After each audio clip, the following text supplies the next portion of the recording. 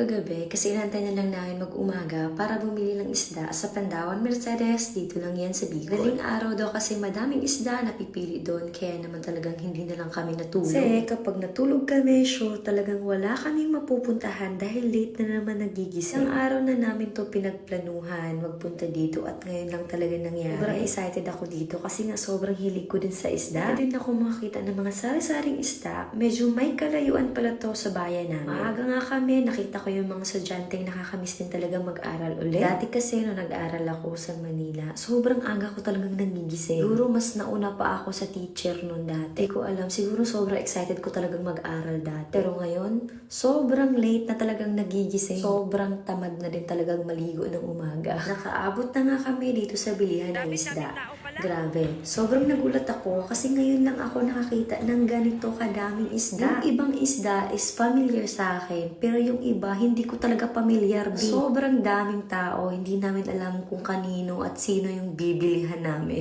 Sobrang sariwa ng mga isda nila dito. Grabe, sobrang mura lang din talaga. Ngayon nga lang ako nakakapunta ng ganitong isdaan, kaya naman talagang nashock ako dyan at nagulat talaga ako kasi sobrang dami nga talagang isda. At dahil hindi namin familiar yung mga isdang yun, syempre doon kami sa familiar namin. Bumili lang kami dyan ng hipon, alimasag, or alimango ba tawag doon, tahong, at tilapia. So, hindi ko alam kung ano pang binibili namin. Pero, yun lang talaga yung kilala ko. Dapat pala kapag namamalengke ka, dapat talaga direkta ka na lang sa palaisdaan. Kasi, bukod sa sobrang sariwa ng isda nila dito, sobrang mura lang din talaga niyang mabibili. Hindi gaya ng nasa market ka, sobrang mahal nila doon. Minsan, nagdodoble pa yung presyo nila kapag sila yung nagbebenta. Pero pag dito guys, grabe, sobrang mura lang din talaga. Kaya kung gusto mong magtipid, direkta ka na sa bilihan ng mga isda mismo kasi nga sobrang mura lang talaga nila. Ako guys kasi sobrang hilig ko sa isda.